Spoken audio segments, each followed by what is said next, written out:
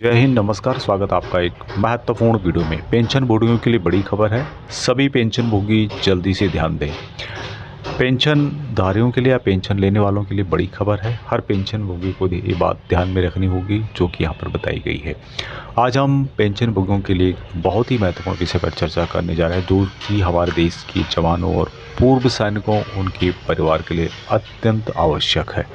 यह विषय उन सभी पर लागू होता है जो वर्तमान में सेना में कार्य कर रहे हैं, रिटायर हो चुके हैं या फिर जिन्हें पेंशन प्राप्त हो रही है। आगे इस बताया गया है कि आज हम जिस आधिकारिक पत्र या लेटर की बात कर रहे हैं वहाँ 4 फरवरी 2025 को सेना मुख्यालय द्वारा जारी किया गया था। इस पत्र के पीछे का मुख्य कारण यह था कि संपूर्ण भारत के विभिन्न बैंकों से सेना को लगातार फीडबैक मिल रही थी कि कई जवानों और पेंशनर्स को उनके बैंकिंग लाभों का सही तरीके से फ़ायदा नहीं मिल पा रहा है या वहाँ नहीं ले पा रहे हैं।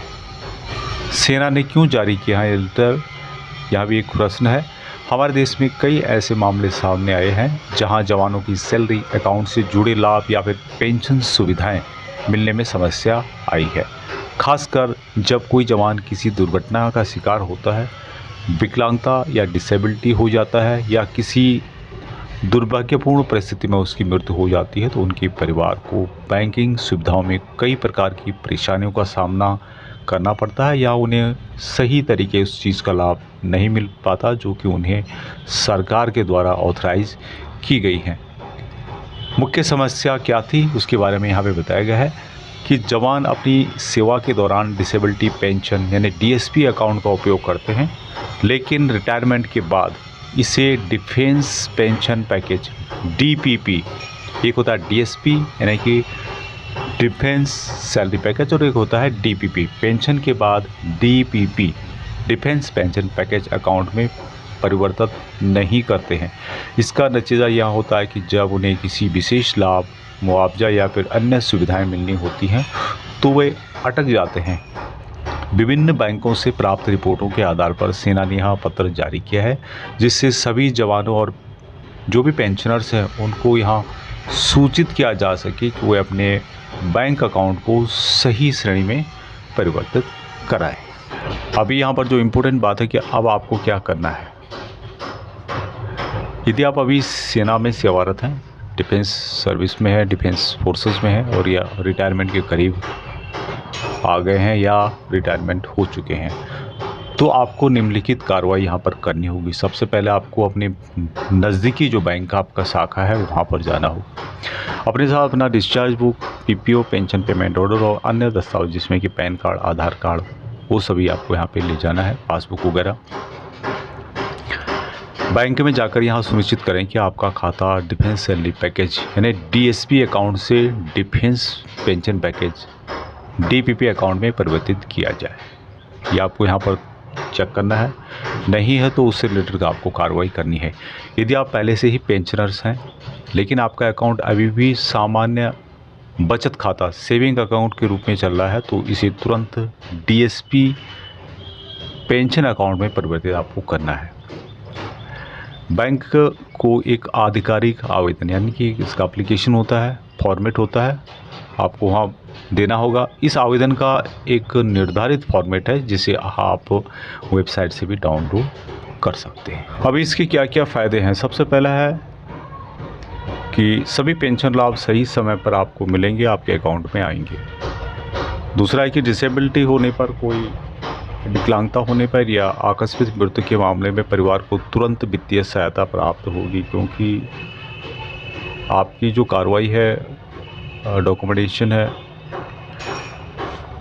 वो यहाँ पर क्लियर है, तो इसमें कोई परेशानी का सामना नहीं करना पड़ता है।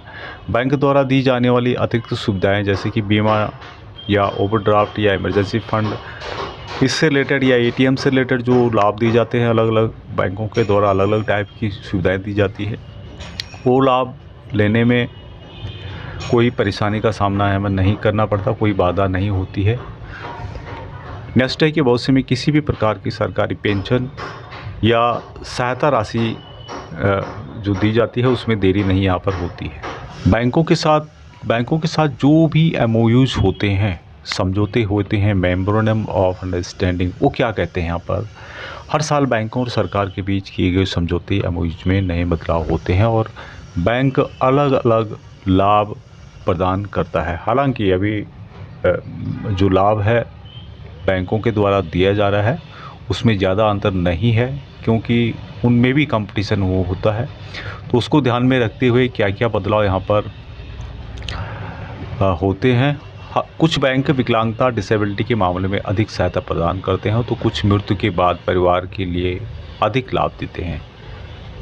हाल ही में सरकार और बैंकों के बीच हुए समझौतों को ध्यान में रखते हुए हम जल्द ही एक विस्तृत रिपोर्ट प्रकाशित करेंगे, जिसमें बताया जाएगा कि कौन सा बैंक आपको सबसे अधिक लाभ प्रदान करता है।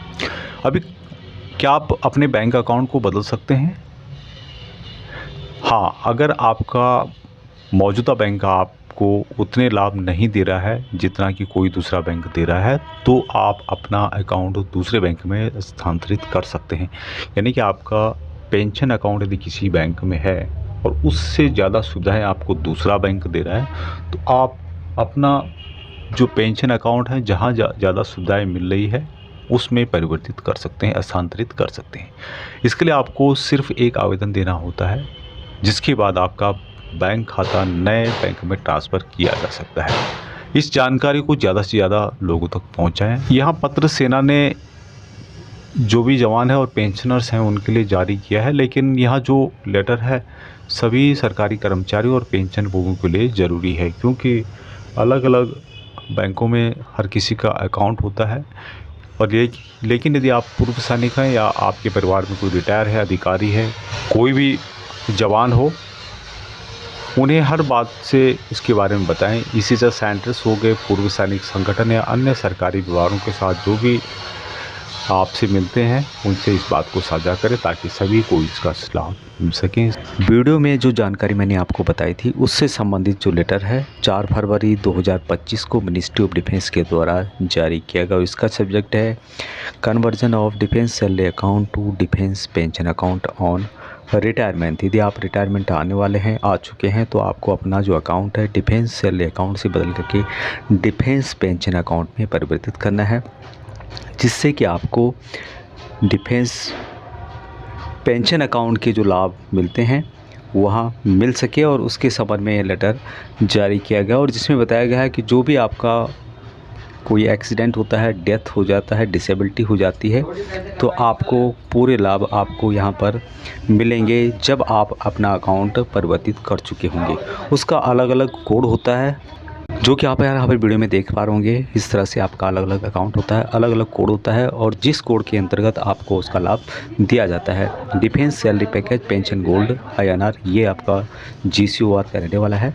तो इस तरह से आप अपना अकाउंट परिवर्तित कर सकते हैं। उसके बारे में मैंने आपको वीडियो में बताया था, और उसका लाभ आपको तभी मिलेगा जब आपका अकाउंट पेंशन से रिलेटेड कोड में होगा।